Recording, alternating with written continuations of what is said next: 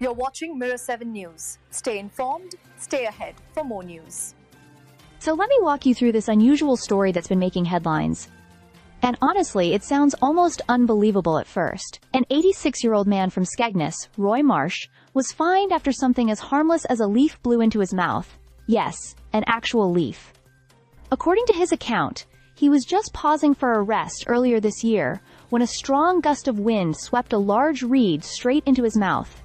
Naturally, he spat it out, and that's exactly when two enforcement officers approached him. Roy said he was told he had been seen spitting on the floor, and despite trying to explain that it was simply a leaf he had coughed out, the officers didn't want to hear it. He even described one of them as acting like a silly boy, because, in his view, the whole situation had been blown out of proportion. A £250 fine was issued on the spot. Later, after appealing, the amount was reduced to £150, which he eventually paid, but not without making it clear that he felt the penalty was completely unnecessary.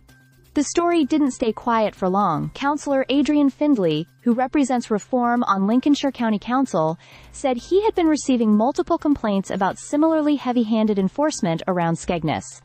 He warned that tourists might think twice about returning if they were slapped with fines for what appeared to be accidental or harmless actions.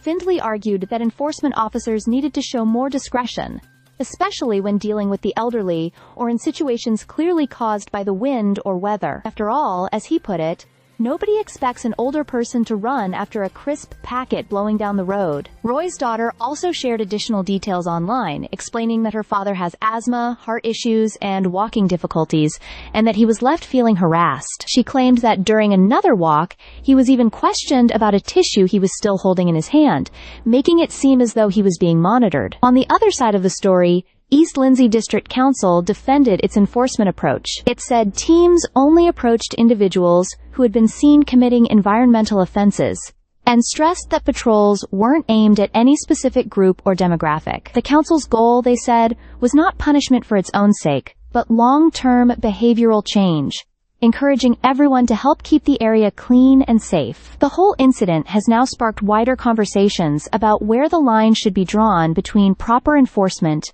and overzealous policing of litter rules. And for many people hearing Roy's story, that debate feels more relevant than ever. Stay subscribed for more videos.